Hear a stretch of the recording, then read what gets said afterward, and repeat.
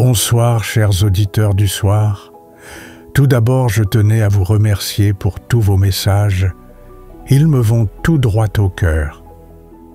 Ce soir, je vais vous conter une histoire fantastique, inspirée d'un film qui m'a énormément touché. C'est une romance mystérieuse comme je les aime. J'espère qu'elle vous plaira. Je vous souhaite une bonne écoute. Ernest.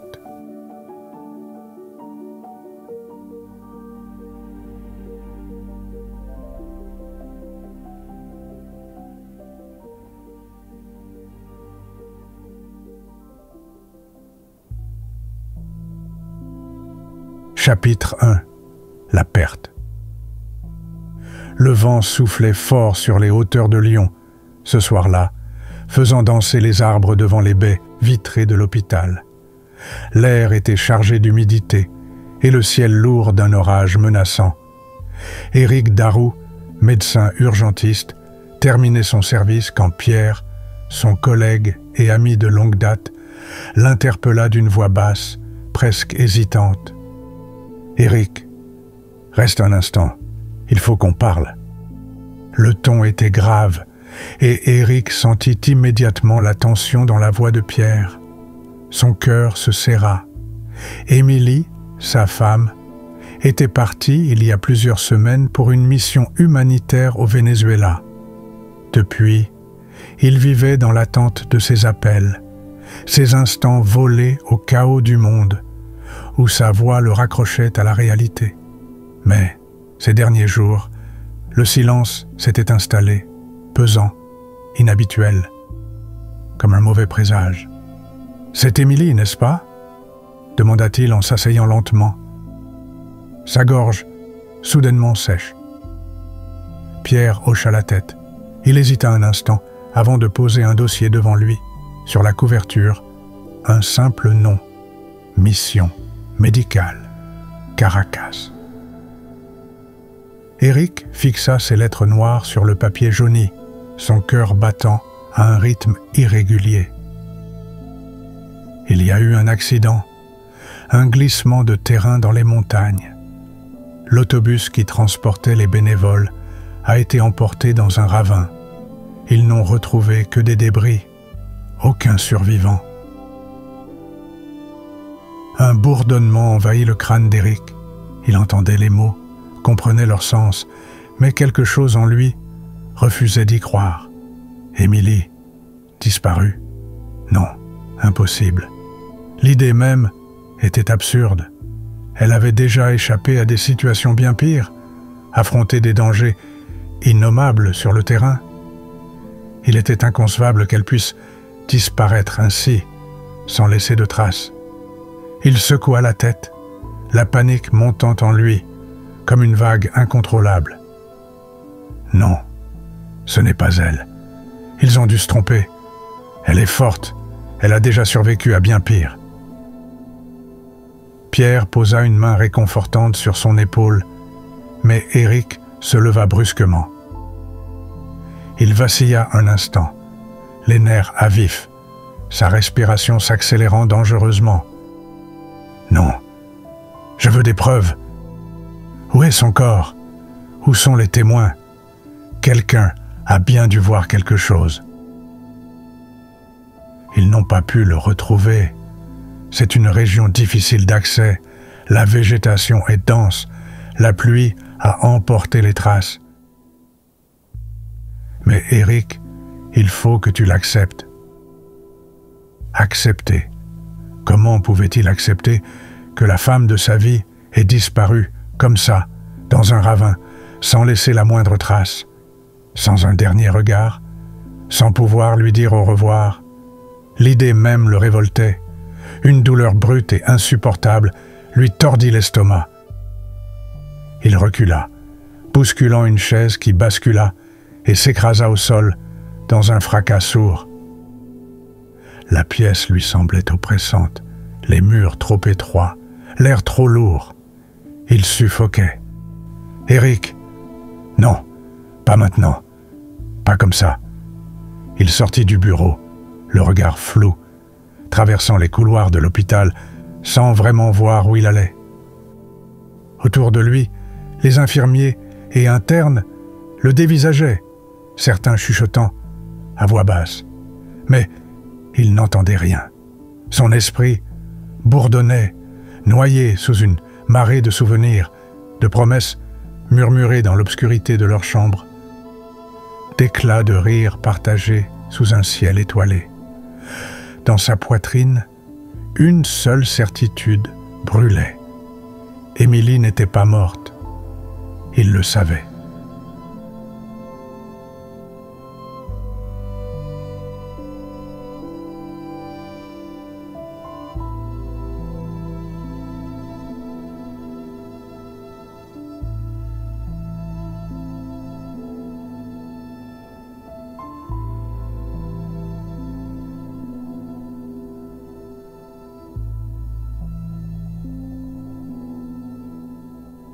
Chapitre 2.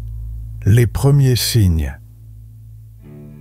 La nuit était tombée sur Lyon, enveloppant la ville d'une chape de silence, troublée par les klaxons lointains et les éclats de voix des noctambules. Éric errait dans son appartement, incapable de trouver le sommeil. La nouvelle s'insinuait dans son esprit comme un poison lent, le privant de toute capacité à penser rationnellement. Chaque fois qu'il fermait les yeux, il revoyait Émilie, souriante, la tête levée vers le ciel, à moitié éclairée par la lumière douce d'un coucher de soleil qu'ils avaient partagé un jour d'été. Il avait l'impression qu'elle l'appelait encore. Il s'assit sur le canapé, une bouteille de whisky à moitié vide sur la table basse. Les lumières tamisées jetait des ombres vacillantes sur les murs, et il se laissa tomber en arrière, le regard fixé au plafond. Émilie ne pouvait pas être morte. Il le sentait au plus profond de lui. Quelque chose en lui refusait d'y croire. L'idée même était absurde. Elle était toujours là, quelque part. Un battement sourd résonna dans l'appartement. Un bruit léger, à peine perceptible, mais qui le tira de sa torpeur. Il se redressa lentement, à l'écoute. Le bruit se répéta, plus insistant cette fois, un frôlement discret contre la vitre du salon. Il se leva, une sensation étrange lui parcourant l'échine.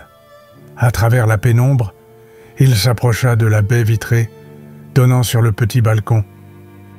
Là, dans le halo blafard des réverbères, une libellule s'acharnait contre la vitre, cognant à intervalles réguliers, comme si elle tentait d'entrer. Il fronça les sourcils. En plein mois de février, c'était impossible. Les libellules n'étaient pas censées voler en hiver. Pourtant, celle-ci était bien là, persistante, insensible au froid mordant de la nuit. Il posa une main contre la vitre, hésitant. L'insecte semblait vouloir lui dire quelque chose, une insistance inhabituelle dans son comportement. Il tendit la main vers la poignée et ouvrit doucement la vitre. La libellule cessa immédiatement de battre contre la paroi et s'immobilisa sur le rebord. Pendant une fraction de seconde, il crut qu'elle le regardait. Puis, sans prévenir, elle s'envola et disparut dans la nuit. Éric resta figé, le souffle court. Ce n'était rien, juste un insecte perdu. Et pourtant, un sentiment diffus de malaise s'insinuait en lui. Il referma la vitre, secoua la tête et retourna s'asseoir. Il allait prendre une gorgée de whisky quand un frisson lui glaça la nuque. Quelque chose venait de bouger derrière lui. Il se retourna d'un coup sec. Son cœur manqua un battement.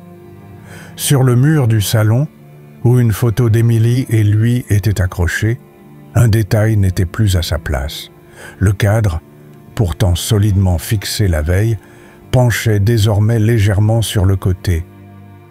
Le souffle d'Éric s'accéléra. Il se leva prudemment, comme si un mouvement brusque pouvait faire basculer son équilibre. Il s'approcha du cadre, tendit la main et le redressa du bout des doigts. Une fois remis droit, il recula lentement, scrutant la pièce avec une attention fébrile. Le silence était devenu plus dense. Les bruits de la ville semblaient lointains, étouffés. Il tendit l'oreille. Rien, juste le bruit léger de sa propre respiration. Puis, il entendit un autre bruit, un craquement sourd, juste derrière lui, dans l'ombre du couloir menant à sa chambre. Cette fois, ce n'était plus un insecte. Quelqu'un ou quelque chose était là. Éric sentit son estomac se tordre.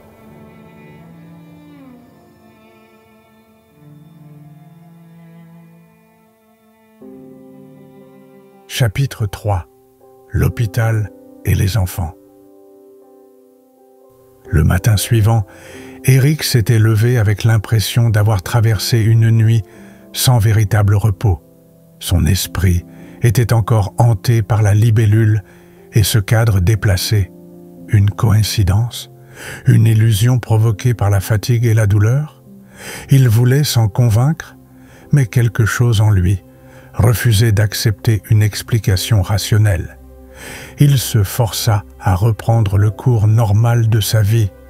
L'hôpital l'attendait, avec ses urgences et son lot de patients en souffrance. Dès qu'il franchit les portes automatiques, l'odeur familière du désinfectant et du café trop amer le ramena brutalement à la réalité.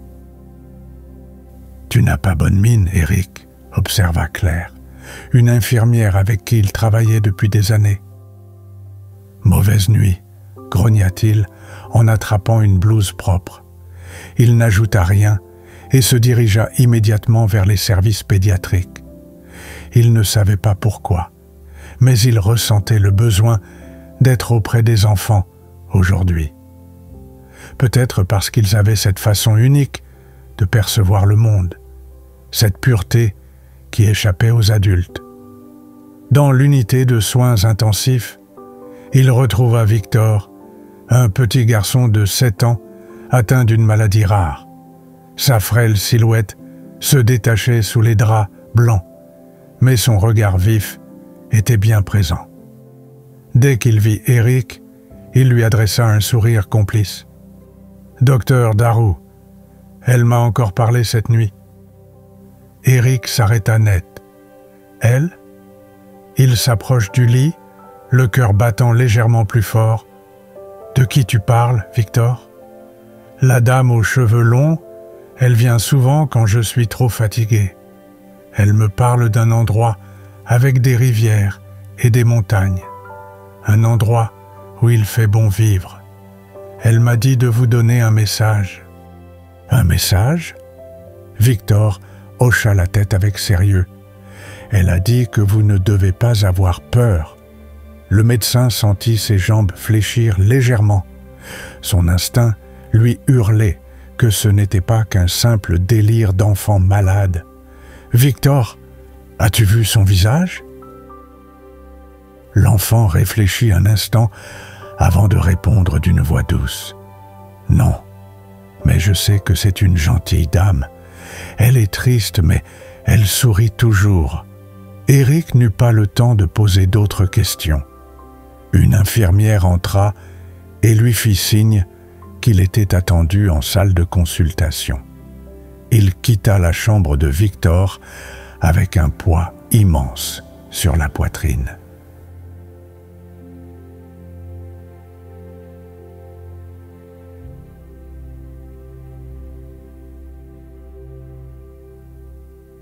Chapitre 4. L'ombre des cygnes.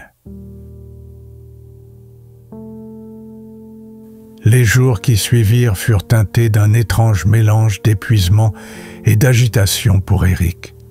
Il continuait son travail à l'hôpital, oscillant entre consultation et intervention, mais quelque chose avait changé en lui. Une sorte de fébrilité sourde le rongeait, une sensation d'attente qu'il ne parvenait pas à rationaliser.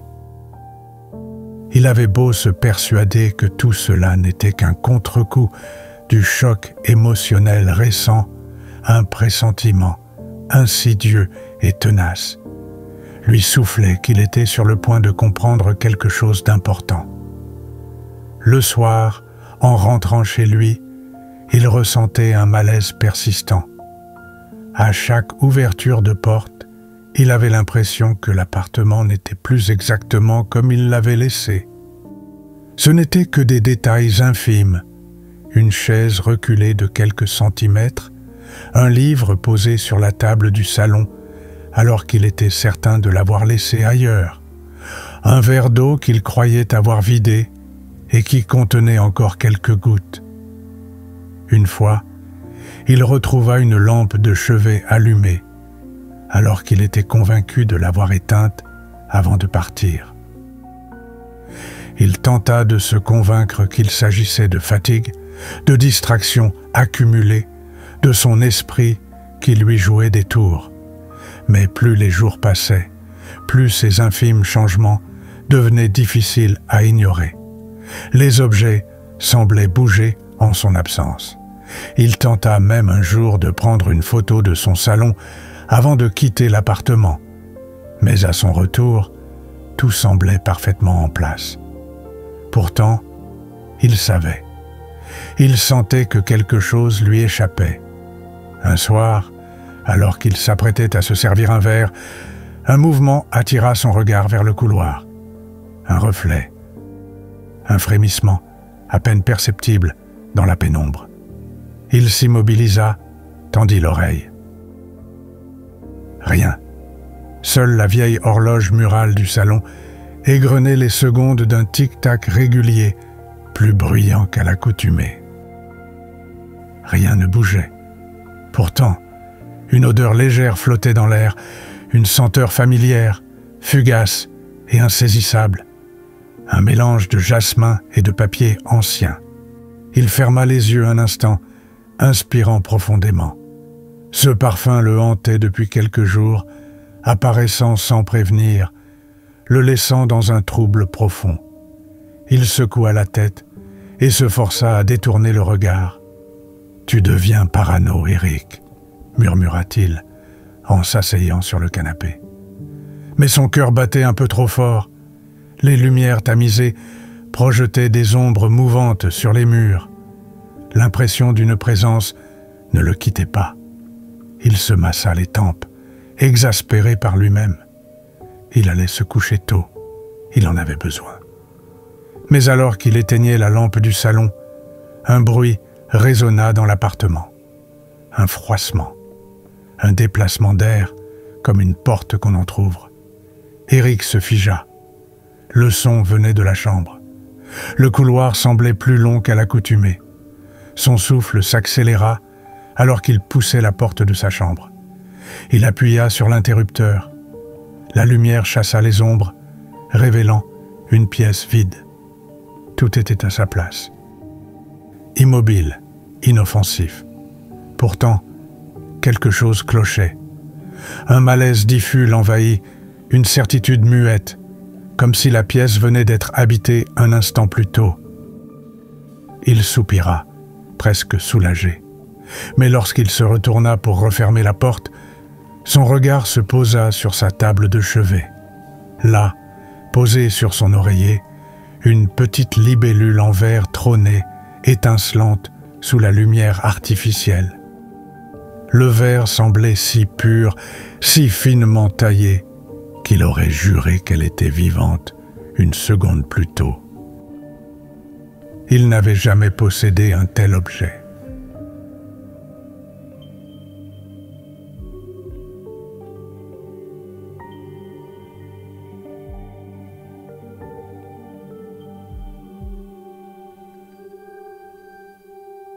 Chapitre 5. L'appel du passé.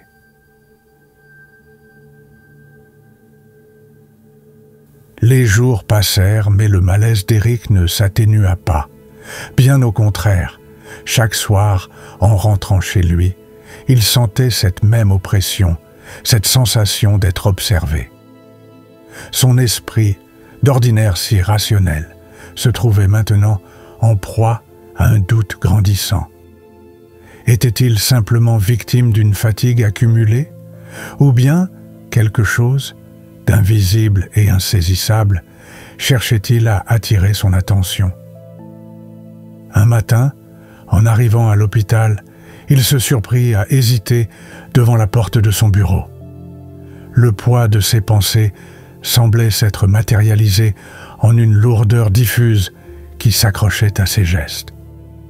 Il inspira profondément avant d'entrer et se força à replonger dans sa routine médicale. La journée s'étira en consultations et suivi de dossiers, mais son esprit ne cessait de vagabonder. Chaque fois qu'il croisait un couloir vide, une salle d'attente trop silencieuse, il avait cette désagréable impression de présence. Son propre reflet dans les vitres lui apparaissait parfois légèrement décalé, comme si quelque chose l'observait depuis l'autre côté. Ce n'est que lorsqu'il tomba sur Claire, l'infirmière avec qui il travaillait depuis des années, que la tension en lui s'atténua un peu. « Eric, ça va? Tu as l'air ailleurs. » Il la regarda un instant, avant de lâcher un sourire fatigué. Elle savait qu'il ne disait pas tout.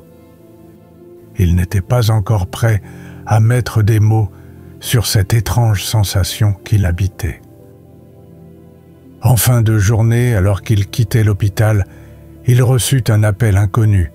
Le numéro était masqué. Il hésita un instant avant de décrocher. « Allô ?» Un silence.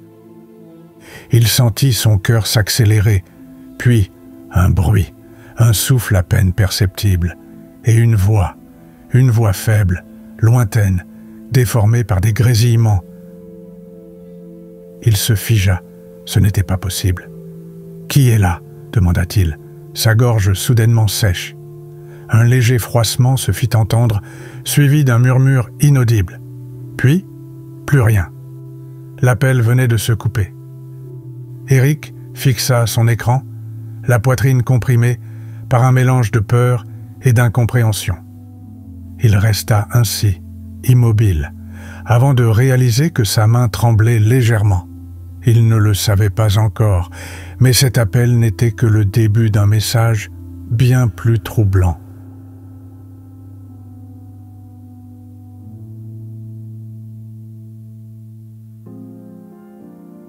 Les jours s'enchaînaient, mais l'étrangeté des événements ne s'atténuait pas. Eric tentait de garder la tête froide, de se convaincre qu'il s'agissait de coïncidence, d'un simple trouble dû à la fatigue. Mais chaque jour apportait un nouveau signe, une nouvelle anomalie qui érodait un peu plus ses certitudes. Ce soir-là, alors qu'il préparait un plat rapide dans sa cuisine, il sentit un frisson lui remonter l'échine. Il releva la tête et observa la fenêtre face à lui. Son souffle se suspendit. Une trace de buée était apparue sur la vitre. Il faisait pourtant chaud dans l'appartement, et il n'y avait aucune raison que de la condensation se forme à cet endroit. Il posa lentement sa main sur la vitre, mais il n'y avait rien de visible d'un premier regard. Pourtant, en s'approchant davantage, il crut distinguer des formes vagues, comme si quelqu'un avait effleuré la surface du bout des doigts. Il secoua la tête et s'efforça de ne pas y penser. Cette nuit-là, un bruit sec le réveilla en sursaut. Un choc sourd dans la cuisine. Le cœur battant, il descendit à pas feutrés, tendant l'oreille. Lorsqu'il entra dans la pièce, il sentit immédiatement une tension, une absence anormale de silence. Puis son regard se posa sur le sol. Un pot de riz s'était renversé. L'objet gisait à terre, le couvercle roulé un peu plus loin. Le riz s'était répandu en une traînée blanche. Eric s'approcha, perplexe, prêt à nettoyer. Quand il s'immobilisa, les grains formaient une silhouette, une forme aux ailes déployées. Une libellule. Une libellule. Une libellule. Une libellule. Le lendemain matin, en quittant son appartement, il tenta d'oublier cette scène absurde. Pourtant, lorsqu'il monta dans sa voiture et enclencha le contact, un frisson lui parcourut la nuque. Quelque chose n'allait pas. De la buée couvrait le pare-brise. Il plissa les yeux. Le froid du matin aurait pu expliquer la condensation, mais pas cette forme. Cette empreinte diffuse, apparue comme par enchantement. Il observe attentivement, à travers la buée, des lignes fines, entrelacées, semblaient avoir été tracées par une main invisible, comme si quelqu'un, dans l'obscurité, avait voulu lui laisser un message. Lentement, il approcha sa main du verre glacé, et au moment où il effleura la surface, une goutte d'eau coula le long des formes tracées, accentuant les contours de ce qu'il voyait déjà. Une libellule. Il recula brusquement, son cœur battant à tout rompre. Était-ce un effet du hasard? Une simple coïncidence? L'impression d'être sous l'emprise d'une présence inconnue s'intensifiait chaque jour un peu plus. Plus tard, dans l'après-midi, alors qu'il terminait une consultation en pédiatrie, un garçonnet de 8 ans, hospitalisé depuis quelques semaines, le fixa longuement avant de murmurer d'une voix absente « Docteur Darrow, je l'ai vu. » Eric releva la tête, surpris par l'intonation du petit. « Qui ça, Victor ?» L'enfant cligna des yeux lentement, comme s'il sortait d'un songe. « La dame aux libellules, elle est venue dans mon rêve cette nuit. Elle disait qu'elle te cherchait. » Un silence s'installa. Les doigts d'Eric se crispèrent sur le dossier médical. La sueur lui glaça la nuque. « Qu'est-ce que tu as vu, Victor ?» L'enfant plissa les yeux, cherchant ses mots. Elle était debout, avec beaucoup de lumière derrière elle. Des libellules voltaient autour d'elle. Elle souriait, mais elle était triste. Elle a dit que tu devais écouter, que le message était là. Le sang d'Eric ne fit qu'un tour. Quel message!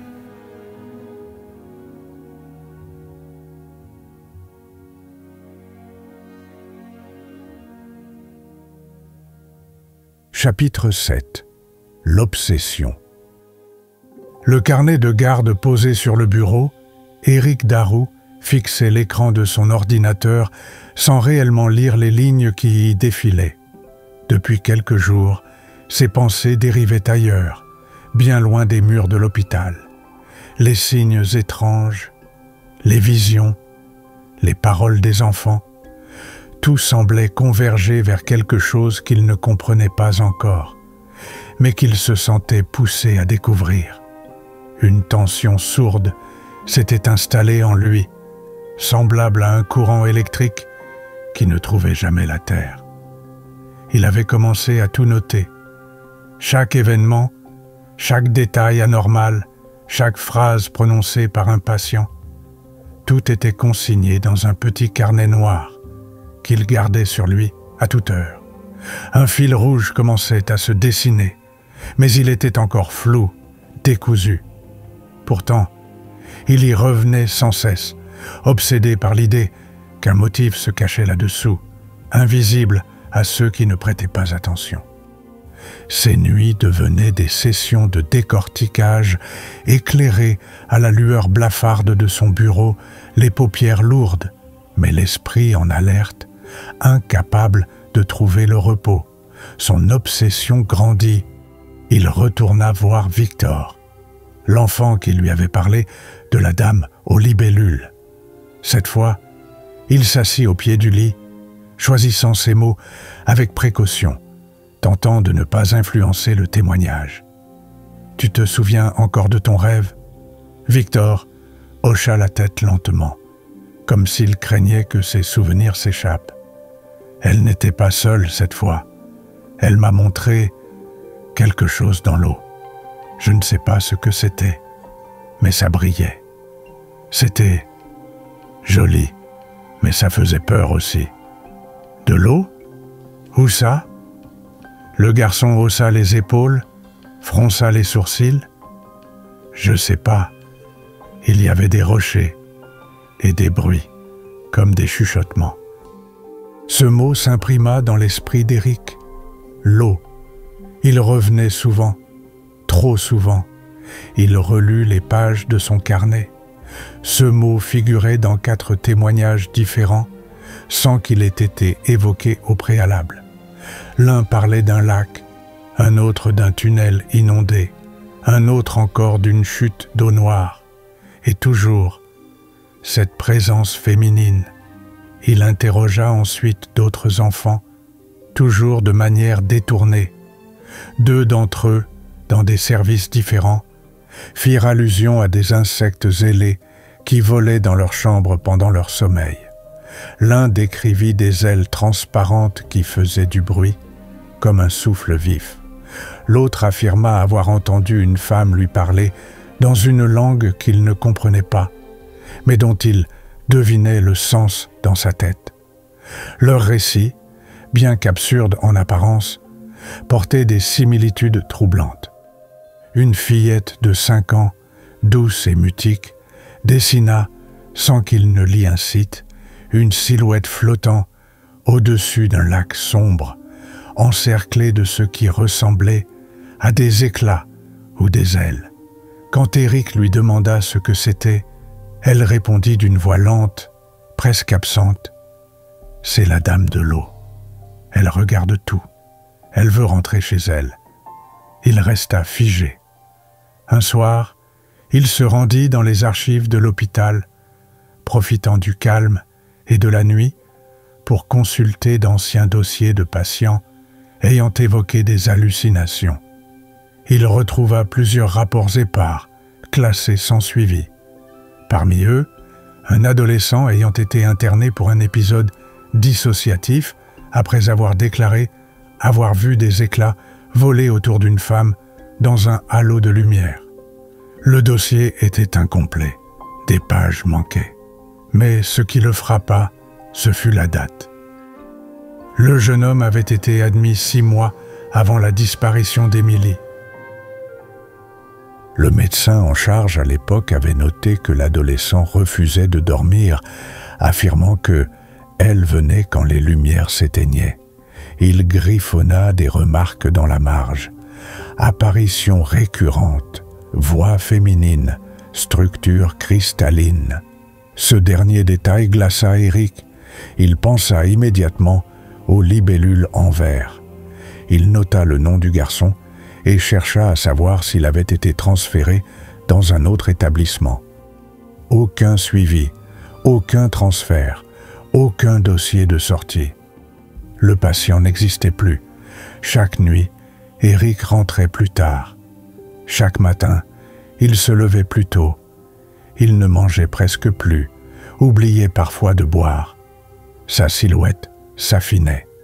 Ses collègues commençaient à le regarder avec cette inquiétude silencieuse qu'on réserve à ceux qui perdent pied. Claire tenta de le confronter, un soir, dans la salle de repos. « Tu devrais te reposer, Éric. Ce n'est pas sain, ce que tu fais. Tu t'en rends compte ?» Il lui répondit par un sourire vide, un regard égaré. « J'ai besoin de comprendre. » Mais elle n'insista pas. Elle vit dans ses yeux que rien ni personne ne le détournerait de cette quête. Il n'était plus question de folie ou de deuil. Quelque chose se tramait derrière ces signes. Il en était persuadé. Ce n'étaient pas des coïncidences ni des hallucinations. Il ne savait pas encore où cela le mènerait, ni s'il était prêt à affronter ce qu'il découvrirait. Mais il n'avait plus le choix. Il y avait un message. Et il devait le décoder, coûte que coûte.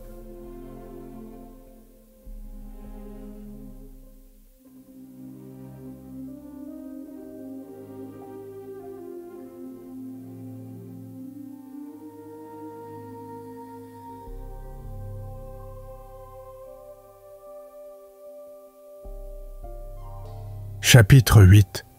L'empreinte. Le silence régnait dans l'appartement.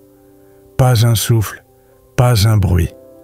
Éric Darroux venait de rentrer de l'hôpital, lessivé, comme chaque soir. Il se dirigea vers la cuisine, alluma machinalement la bouilloire, puis s'assit sur le bord du canapé, le regard perdu. C'est alors que quelque chose tomba dans le salon. Un bruit mat, étouffé, suivi d'un petit frémissement sec contre le parquet. Il sursauta. Lentement, il se leva et fit quelques pas vers l'origine du bruit. Un album photo gisait au sol, ouvert, comme s'il avait été tiré d'une étagère invisible. Il le ramassa. C'était un ancien album, en cuir souple, aux coins usés. Leur album, celui des vacances passées. Il reconnut immédiatement la page. Des photos de leur voyage au Venezuela, il y a quelques années. Des sourires figés, des paysages tropicaux, Émilie en débardeur sur une plage, riant, les cheveux au vent. Il tourna lentement les pages, jusqu'à ce qu'une image le fige. Elle montrait Émilie de profil, adossée à un tronc d'arbre. Elle portait un short et un débardeur clair. Sur sa hanche, juste sous le tissu, une trace sombre apparaissait sur sa peau bronzée. Une blessure, une entaille. Il plissa les yeux. Quelque chose dans cette image le troublait. Il se souvint. Elle s'était blessée cette année-là, en glissant contre une branche épaisse, alors qu'il marchait en bord de rivière. La coupure avait été longue, profonde, et ils avaient dû la désinfecter chaque soir à la lumière d'une lampe de poche. Il revoyait encore ses grimaces, sa manière de rire malgré la douleur. Il inclina légèrement la photo. La cicatrice, elle formait une sorte de pli asymétrique, mais avec l'angle de lumière, on aurait dit une libellule. Une impression fugace, floue, mais suffisamment forte pour l'arracher à son apathie. Il reposa l'album, se précipita vers son bureau, alluma son ordinateur. Ses doigts tremblaient légèrement sur le clavier. Il ouvrit ses anciens dossiers. Voyage au Venezuela, un répertoire poussiéreux qu'il n'avait pas consulté depuis des années. Les miniatures se chargèrent lentement, révélant des fragments de bonheur figés dans le temps. Il la chercha, longtemps. Puis enfin, il la retrouva. La photo. Il l'ouvrit, zooma, recentra l'image sur la hanche d'Émilie. Il recadra avec précision la zone de la blessure, agrandit au maximum, ajusta la luminosité, puis il lança l'impression. La machine ronronna quelques secondes avant de recracher une feuille encore tiède. Il la prit avec précaution, la fixa, puis tourna légèrement le cliché. Et là, clairement, la blessure formait le dessin d'une libellule. Les ailes, le corps, la symétrie imparfaite, mais reconnaissable. Les souvenirs remontèrent en cascade. Elle l'avait dit à l'époque. « Tu trouves pas qu'elle ressemble à une petite libellule? C'est ma petite bestiole désormais. Mais elle pique. Elle me fait mal. » Elle en riait. Lui, non. Il trouvait ça étrange, mais mignon. Un détail sans importance. Jusqu'à ce soir. Assis dans le silence, la photo entre les mains, il sentit sa respiration ralentir. Et si ce n'était pas un hasard, était-ce un message?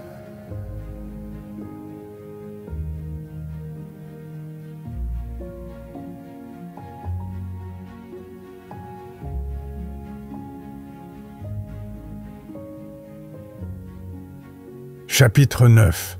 Le voyage.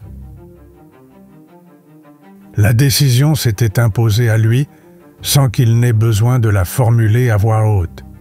Éric Darroux avait réservé un vol pour Caracas 2 jours plus tôt, sans prévenir personne. Ni Claire, ni Pierre. Il avait simplement laissé un mot griffonné sur le coin de son bureau. Besoin de réponse. Je reviens bientôt. Le trajet fut long, flou, presque irréel. Une succession d'aéroports, d'attentes silencieuses, de plateaux repas sans goût et de visages étrangers. Il ne dormait plus. Il ne pensait plus qu'à ce qu'il allait trouver. Ou ne pas trouver. En sortant de l'aéroport Simón Bolívar, la chaleur le frappa comme une gifle. L'air poisseux, lourd, chargé de bruit, d'odeurs et de poussière. Le Venezuela n'avait pas changé, ou peut-être que si. C'était lui qui n'était plus le même. Il s'installa dans une pension discrète, en bordure de la capitale. Une chambre modeste, avec un ventilateur poussif et une fenêtre donnant sur une ruelle encombrée. Il passa la première nuit à relire ses notes, à observer la photo imprimée de la blessure d'Émilie, à scruter la forme de la libellule, encore et encore, comme si elle allait finir par lui révéler quelque chose de plus. Le lendemain matin, il se mit en route vers la région où Émilie avait disparu. Il trouva un contact local, un certain Luis, recommandé par un ancien collègue de Médecins sans frontières. Petit homme sec, les yeux plissés par le soleil, le visage barré d'une cicatrice ancienne. Luis parlait un français hésitant, mais suffisant.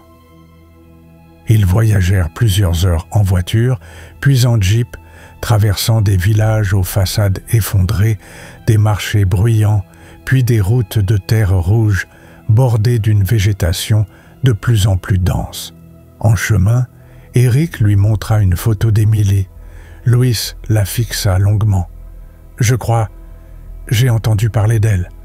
Une femme blonde, médecin, disparue dans la jungle, oui. » Éric sentit sa gorge se nouer. « Vous êtes sûr ?» Luis hocha la tête lentement. « Pas sûr, mais il y a un vieux. Il vit plus loin. Il dit qu'une femme du fleuve est venue un jour. Blessée. Blessée comment? Il dit très mal à la hanche. Elle parlait une langue étrange, française peut-être. Il croyait que c'était une sorte d'esprit. » Éric ferma les yeux un instant. Sa peau frissonna, malgré la chaleur. « Vous pouvez m'emmener là-bas » Luis hésita, puis acquiesça. « Ce n'est pas facile, c'est loin. Et, là-bas, les gens n'aiment pas parler des morts. » Éric planta son regard dans le sien. « Je ne cherche pas des morts. Je cherche la vérité. » Luis le jaugea un instant, puis démarra le moteur. Ils quittèrent la route, s'enfonçant dans l'inconnu. Au loin, la jungle les avalait déjà.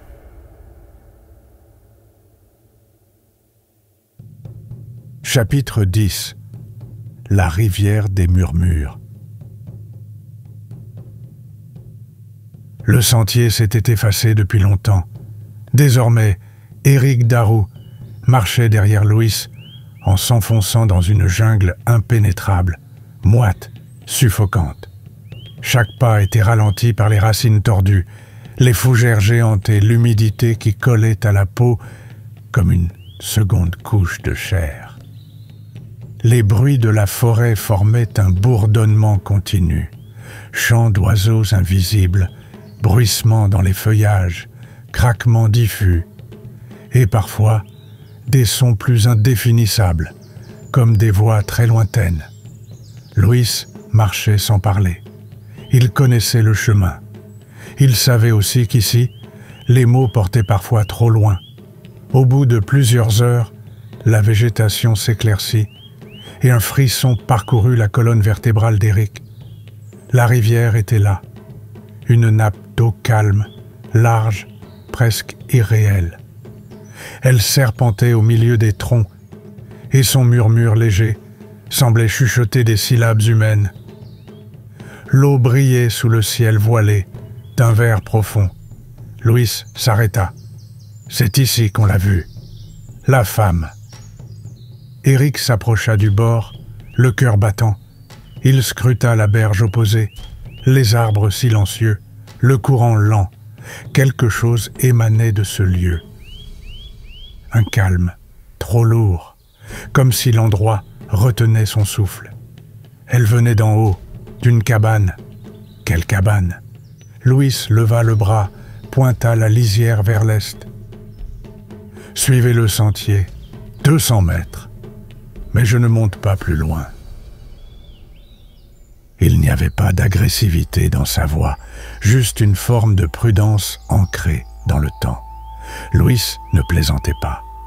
Éric hocha la tête et continua seul. Il progressa lentement, chassant les moustiques, les bras griffés par les branches basses. Puis, il la vit. La cabane.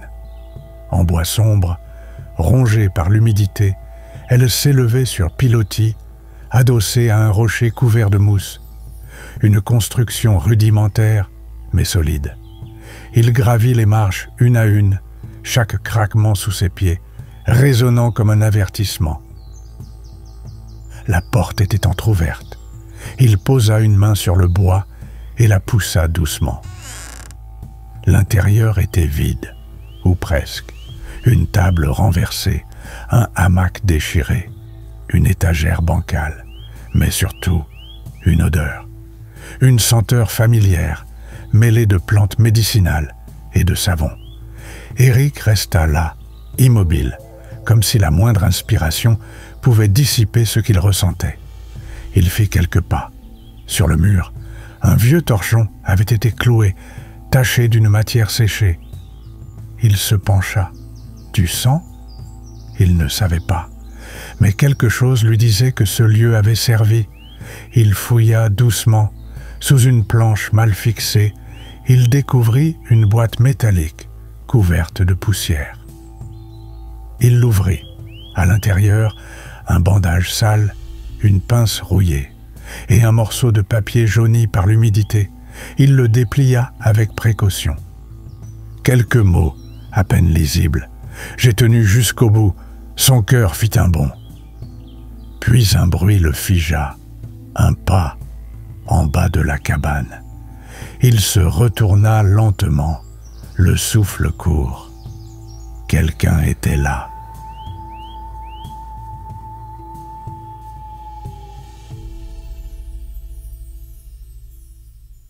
Chapitre 11. Ce qui reste d'elle.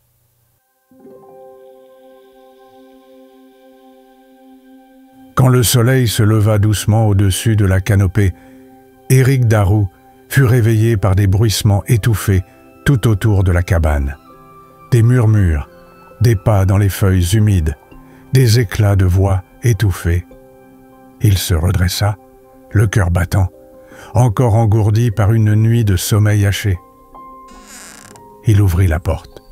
Devant lui, tout un groupe d'hommes, de femmes et d'enfants se tenaient immobiles, rassemblés autour de la cabane.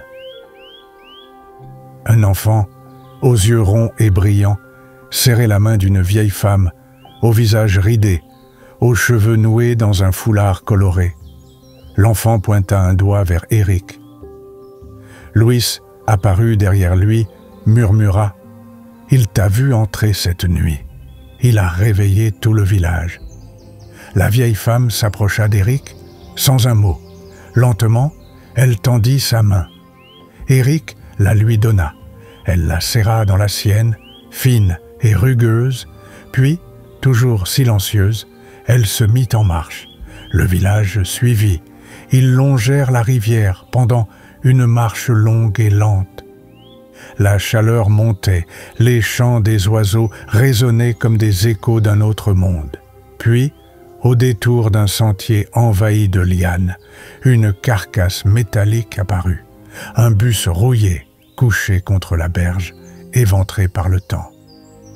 Éric s'arrêta net, son souffle se coupa. Il connaissait ce bus. La vieille femme se tourna vers lui, posa une main sur sa poitrine et dit dans un français brisé « Ici, accident. beaucoup de douleur. Les yeux d'Éric se remplirent de larmes. C'était là que tout s'était brisé. Il sortit lentement son portefeuille, en tira une vieille photo de deux, Émilie et lui enlacés, souriant. La vieille femme regarda le cliché longuement, puis, lentement, elle sourit. Elle fouilla dans la poche de sa tunique et en sortit une photo usée, aux bords abîmés, aux couleurs passées par le temps. Elle la tendit à Éric. Lorsqu'il la prit, son souffle se coupa. C'était leur photo, celle qu'Émilie gardait toujours avec elle, protégée dans la doublure de son sac contre son cœur. Ils y étaient tous les deux, enlacés, souriants, figés dans un bonheur disparu. Le monde sembla vaciller autour de lui, le ramenant à une époque où tout était encore possible. Elle se tourna vers le village et cria des mots dans son dialecte. Les villageois répondirent par des murmures de joie. Des sourires se dessinèrent sur les visages. Une vague de chaleur humaine déferla autour d'Éric, mais lui ne comprenait pas encore. Il suivit simplement. La vieille femme le guida jusqu'au cœur du village, où elle s'arrêta devant une petite cabane de paille. Les habitants formèrent un cercle autour de lui, silencieux, attentifs. Elle entra seule. Éric attendit, les battements de son cœur cognaient dans sa poitrine. Une petite fille s'approcha de lui, tenant un objet contre elle, une sacoche en cuir clair. Éric la reconnut immédiatement, la sacoche d'Émilie. Il la prit doucement, les doigts tremblants. L'ouvrit. À l'intérieur, quelques effets personnels et un petit carnet noir, taché, abîmé. Il l'ouvrit, tourna les pages. Sur la dernière, l'encre tremblait. Les mots étaient presque effacés, la page maculée de sang séché. « Mon ange, j'espère que tu liras ces derniers mots. J'ai eu un terrible accident, j'ai les côtes brisées et j'ai mes organes touchés. Anissa, la vieille femme, va tenter de sauver notre petite fille, mais je ne serai plus là. J'espère qu'elle survivra et que tu auras ce message. Merci de m'avoir tant aimé. J'aurais tant voulu être. » Les mots se brisaient. L'écriture s'arrêtait là, noyée dans l'encre, dans la douleur. Les larmes jaillirent sans retenue. Éric tomba à genoux, le carnet contre son cœur. Il était submergé. C'est alors que la vieille femme ressortit de la cabane. Une toute petite fille à ses côtés. Elle marchait à peine, faisait ses premiers pas, hésitant mais décidée. Elle avait les cheveux sombres et le regard d'Émilie. Elle s'arrêta à quelques centimètres d'Éric. Il leva les yeux, le visage ravagé par l'émotion, le souffle court. Il tendit une main tremblante. La vieille femme fit un signe d'encouragement. La petite avança, posa sa minuscule main dans celle d'Éric, et il l'enlaça. Il pleura. Tout autour, le village laissa éclater des cris de joie, comme si une promesse avait été tenue, comme si la vie, encore une fois, avait gagné. Le soir, au coin du feu, avec toute la tribu qui fêtait les retrouvailles dans une fête du village, Éric, regardant sa fille dormir dans ses bras, comprit que tous ces signes, cette libellule, avaient une importance capitale. Émilie essayait de communiquer pour lui dire que sa fille l'attendait là.